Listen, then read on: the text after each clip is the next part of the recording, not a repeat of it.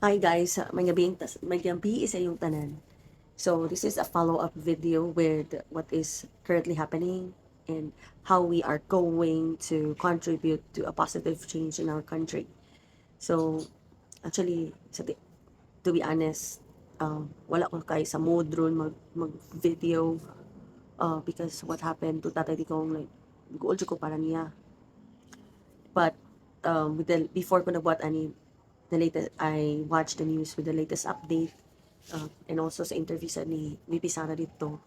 So, I feel better and mo na nako diri, nako diri. So, so I would like to emphasize how can we use the law of attraction or law of mirroring in our advantage. Okay?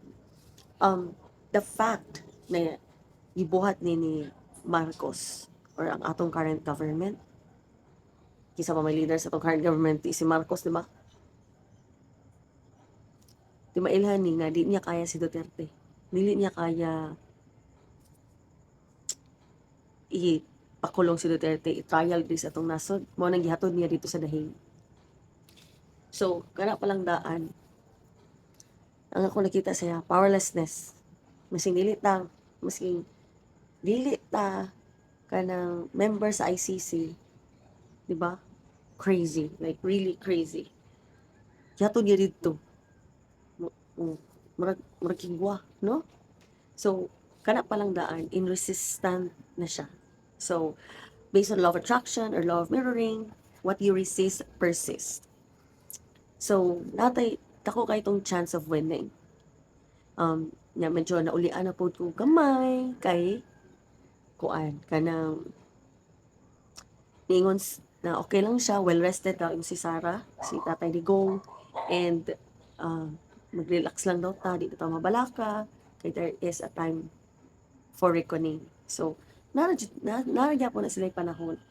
And kung, kabalo, and also the reason na nagbuhat ko ang video para iinganyo mo na managhanta na maguna-huna, kanang kausalan ko na itong huna-huna, kay dili na ako ma-deny na ang law of attraction or the universe that we live in right now is actually based on consensus reality. So, kung kinsa itong mas daghang votes sa universe, mo gito siyang reality ang mahitabo. So, sa mga wala kaangay, which is daghan kay ta, please, una-una nato sa atong, sa unahuna, o sa atong kasing-kasing nga si Sara na ang ato ang presidente. Kontrolon man ta ni Marcos, kontrolon man niya atong current government, nga for his own benefit, but dili niya masulod ang atong mind of hearts. So, kung i-declare na nato na si Sara atong president. And the fact na suyaon siya, kay desperate moves man na kanaing ana. Kana katuyang gibuhat ng niya dito si Duterte sa Dahig. It means, suya siyang Digong. Dahil siguro kayo siya thinks na kasuyaan ni Digong. Siguro kay, babay-babay sa mga tao, managan niya. O di managan niya. Kisa di ganahan mo tagani mo. Marcos, saka. Mga Marcos. Di ganahan mo nagad. Kana. Kana. Kung pwede lang. Kung na to na wala siya na-exist, no? Para samot yung kalagot. Samot siya in resistant in nature. And hopefully, tugutan ito sa Ginoo. Please lang, kaputan kitang tanan. Hunahuna na tanan si Sara na atong presidente. Hunahuna, ito i-feel karon pa lang daan. Muli man si Sara, mahumanto niya set up ang legal team dito. Niya na ay parinti nila, mapuli niya dito. Muli man siya. So, and then, mutan na mo si Sara man. Of course, katong si Sara ang na-mayor day sa Davao, daghan kay awards ang Davao ato, progressive kayo mi. And position-wise siya ang vice president sa tong country. So, if we will declare in our hearts and mind, and we will all manifest that she is our president, hopefully as soon as possible, with kanang magtinabangay ta, We must all unite in our hearts and in our mind. And dili lang sad kana kay kani sila kani current government nato kanang ginaingon na no one is above the law, no? Kontrolado nila, marag na sila control, of course. Katong sa mga taong kaya nila bayaran, they can bend the law for themselves, for their own benefit. Pero ang pero kung magtinabangay ta, taghan ta, like with intense prayer, napangay na to sa Ginoo, this what happened in our country will be fixed as soon as possible. Mas mahitabo gina siya. And wala gi kanahanglan daghan jud na nagampo. Daghan jud kay na nagampo kay this is based in a consensus reality. Guys, kung daghan mo gusto sa mind and heart si Sara Duterte na ang president, by all means, Lord, make it happen. Make it happen, Lord God. So when I say Lord God, it's a collective consciousness. It's a combination of all of us. So I am encouraging everyone to declare this. Dili na ta magpaabot sa 2028 because that's too long. And I don't think repairing the damage that has been done from the current government, kulang na ng 6 years. So, mas maayo o masayo siya nga ma-president sa itong nasod. Kay luoy kay ta guys, no? And our vote sa universe for the reality that we want to manifest, it is based on our thoughts, feelings, words, and actions. So, karong moabutan na eleksyon, they will try all the possible means na manikas. So, kita, mas daghan man ta nila. So, dili sad nato ipalit ang ato ang baligya sa ilaha ang atong boto eh. And then, isa pa, kanay lang ipanghatag na kwarta, ato ang sad na. Okay?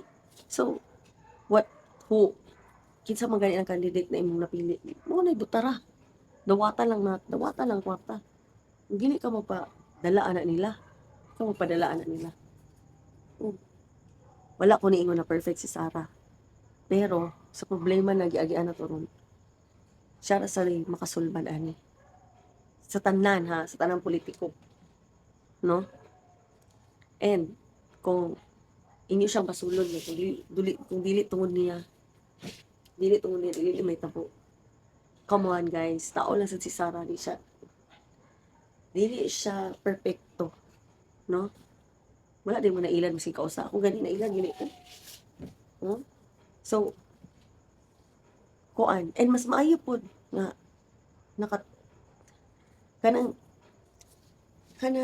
panagsa mo ko kanang negative nga nangitapos tong kinabuhi. Nana siya gamay nga positive. So, this reflection, actually, kani ato nakita karon sa itong government, panghitabo. It's, unsa man, marag pangutana na sa universe mo ha. Unsa man, gusto pa ka padayon nun ni? Or di na?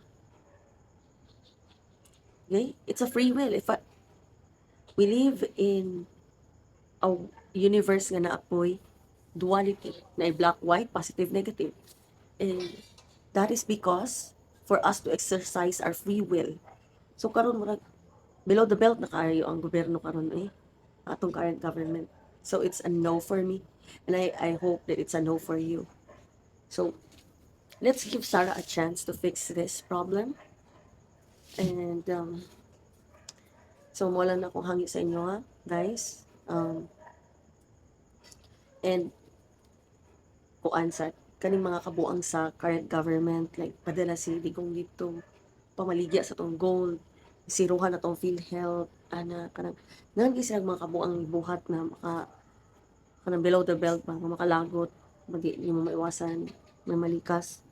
But let's not pour our energy to them.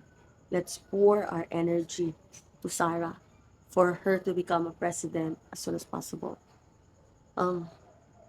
So, update na gini Sara ug ni Tatay Digong akong ginapaminaw. Especially nga layo kay siya. Mao na siya. So, nganong dili ta magpadalaan na nila, dili na to sila batikuso na ron sa, because we are giving our power to them instead of reclaiming our power. We give it to them. So, karon reclaim na to ang power. Sa kung una ug sa ako ang dughan. Si Sara na gyud ang president. Ikaw, Marcos, di na ka magdugay nga. Di na nimo mahuman imong term. And I I will just let the universe do its ways. Kaya ang pamaagi, iyahan man ang trabaho. Ang trabaho is ang end result. And the end result is I want Sarah to be the president of the Philippines. And I want our country to be progressive. Um, na dili ing ani. Dili ing ani nga grabe. Grabe kalisod, kataas ang mga pamaliton and all. And so, instead of being resistant in nature, we will be, kay, kung magtanaw ta og sige og news, yung mga tungod sa current government, we will feel negative emotions and we will have a low frequency or a negative vibration, and it's not helping us to manifest the reality that we want to manifest. So, kung pwede lang at peace ta, we are in a positive vibration, high frequency, and we feel a positive emotion para ma-manifest yun na ato ang gusto nga mahitabo. So, wala na siya. Niya, maningkamot to eh. Kaya ang atong gobyerno kan walay pakialam. Walay pakialam. So, maningkamot ta nga, mangita ta, mabuhi na to tong pamilya, maningkamot ta ato Kita magsalig sa ilaha. Because, the more ka magsalig, the more sila na power over you. So, kung kaya na to, buhay na to sarili, buhay na to. No? And then, ganun gitawag man pud ang law of attraction of law of mirroring.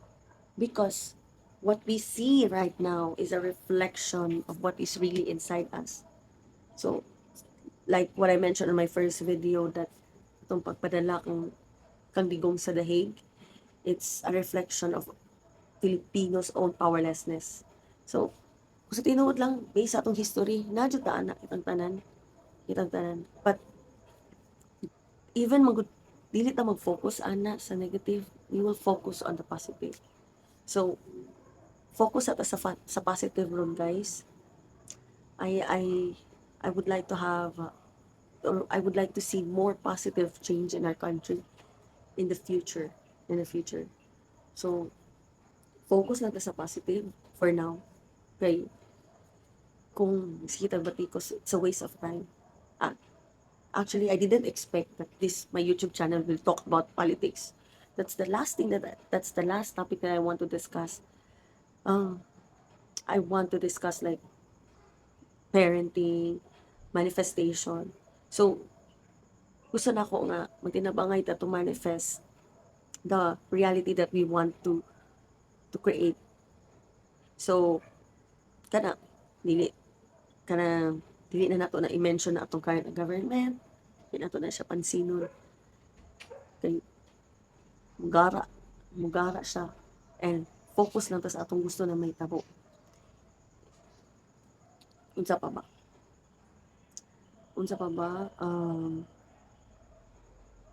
Tama.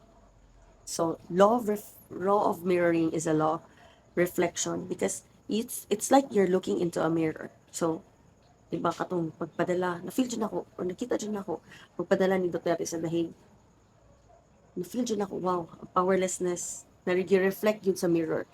Now, kung sige tagtrapo sa mirror, pero wala ka, ang mirror lang imong gitrapuhan, di maski unsaon imong trapuan na, di na mausab ang reflection, ang imong nakita sa imong reality. So, para mausab na siya, dapat naa kay usabon sa imuhang sulod, sa imong inner world. So, unsa man ang inner world? Ang itong thoughts, atong feelings, atong beliefs, atong words and actions. So, like for example, kani, na ako karon na kamera sa inyo ha. Nakita ninyo di ba ni akong bugas. So, kung sige na ako nagtrapuhan diri sa ako, sa camera, sa reflection, sinsa ako nag-ana, di na siya mawa. Pero kung akong i-change ang ako ang sulod, so tambalan ako ni Then, mawala na siya. So, mawala sad na, kanang, dili ta mo react sa mga kabuang sa current government because that is just a reflection. Late na. Late na siya. So, what we need to do is, kay diba, ganun na yung late, kay it takes time for anything that we want to manifest. It really takes time. So, work more on our our inner world, our thoughts, feelings, actions. And hapit na election. So, I know na nandiyon na ka ng vote buying. Obvious na mga yung vote buying ron, kaya anas, mas kararas ayuda ang pagpanikas. So, we really need to be vigilant, no? Nga bantayan jud nato ang ato ang votes, guys. Daghan ta. Magbutang nato na sila sa taas na posisyon, but we are so many. Klaro na kaayo. Like, black, daghan ta. So, bantayan jud na nato. And, we will, by declaring and pilion nato itong mga candidates na itong gusto. Kung di ta mabutuan ang endorse sa itong current government, hey, gusto ko mo mag-continue na yung ani klase akong gobyerno. My God, mirese. Wa pa mo katilaw tagam. Kaya ako, tilaw na kong tagam. So, we really need to be more vigilant, and maski wala pa ng election, guys, at i-send na nato atong votes sa universe. Like I mentioned in my first video, law of mirroring is a consensus reality. Ang mahitabo diha kung unsa tong ginahuna sa kadaghanan. That's sa collective consciousness sa mga Pilipino. So, mo bitaw nang pwede raman ba nga dili ta mo hasulon. Sa kuan na lang niya kung una-una. But I am asking you, especially those who support Tatay Digong and VP Sara, to place your votes to the universe that we want our president to be to be President Sara Duterte as soon as possible, and we want our country to be more progressive. Dili ingon ani. Dili ingon ani. No, this is not acceptable. So I've already made my choice, and I hope that you already do as well. And ano mo paminaw ana, focus tag pangitag kwarta. Focus tag panginabuhi aron mapakaon na to ang pamilya. Kung aron dili mo mautuan ng ayuda. Dawat lang pero hello ato man sa nang kwarta. Na ilaha. Feeling ra kay sila. Na ilaha. Niya kung mga tayong apay mga pangalan nila dagko kayo. And it's pa. And it's pa. So, wala siya. And kani akong i-share sa inyo ng law of attraction or law of mirroring, makatabang sa disenyo kinabuhi. Dili lang karon sa naitabo sa atong country sa politics. It will actually empower you that whatever you wish or you want, na possibility na mahitabo jud siya. Okay? Yeah. And I will share with you more about that because it's a kind of a big topic, ang law of attraction. Yes. And kuan. And we'll still keep on sharing our energy to Tatay Digong dito sa Netherlands. And for those people na nag-meditate like I do, please do. Because in the meditation, it's more powerful because we are in a, our mind is emitting frequency in a, saan ako na pa-explain ha? Basta ka nang, lahi siya na frequency pag nag-meditate ka. Kaya mas dali mo manifest ang imuhang gusto na may tabo. So,